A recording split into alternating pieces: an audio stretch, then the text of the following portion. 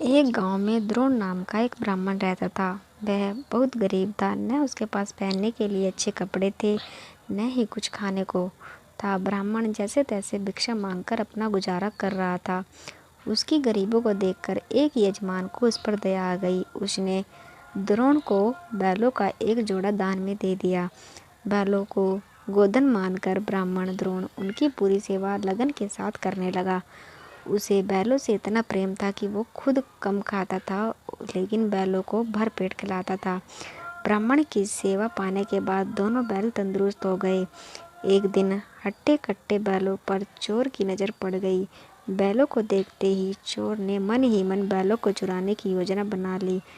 योजना बनाने के बाद रात होते ही चोर ब्राह्मण के घर बैल चुराने के इरादे से निकल गया। कुछ दूर चलते ही चोर का सामना एक भयानक राक्षस से हुआ। राक्षस ने चोर से पूछा, तुम इतनी रात को कहाँ जा रहे हो? चोर ने कहा, मैं ब्राह्मण के बैल चोरी करने जा रहा हूँ। चोर की बात सुनकर राक्षस बोला, चलो मैं भी तुम्हारे साथ चलता हूँ। मैं कई दिनों से भूखा हूँ। मैं उस ब्राह्मण को खाकर अपनी भूख शांत करूँगा और तुम उसके बैल ले जाना। चोर के मन में हुआ कि रास्ते के लिए एक साथी भी हो जाएगा तो इसे साथ ले जाने में कोई बुराई नहीं है। यह सोचकर चोर अपने साथ राक्षस को साथ लेकर ब्राह्मण के घर पहुंचा। ब्राह्मण के घर पहुंचकर राक्षस बोला, पहले मैं ब्राह्मण को खा लेता हूँ, उसके बाद तुम बैलों को चुरा लेना। चोर ने कहा, नहीं, पहले मैं बैल चुराऊंगा, उसके बाद तुम ब्राह्मण को खा लेना। अगर तुम्हारे आक्रमण से ब्राह्मण जाग गया तो मैं बैल को चुरा नहीं पाऊंगा। फिर राक्षस बोला, जब तुम बैल खोलोगे तो उसकी आवाज़ से भी ब्राह्मण जागकर अपनी रक्षा कर सकता है। इस चक्कर में मैं भूखा रह जाऊंगा।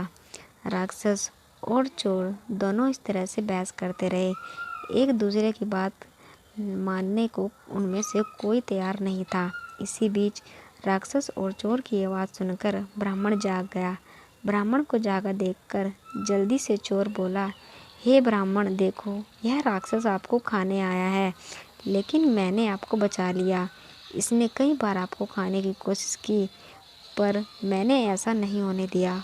चोर की बात सुनकर राक्षस ने भी तुरंत कहा, नहीं ब्राह्मण, मैं आपको खाने नहीं बल्कि आपके बैलों की रक्षा करने आया हूँ।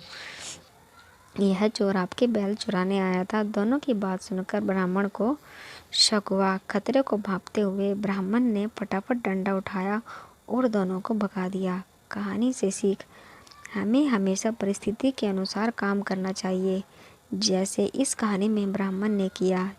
उसे चोर व राक्षस की बात सुनने के बाद अपनी आत्मरक्षा के लिए डंडा उठाया। उस परिस्थिति के लिए बिल्कुल सही था।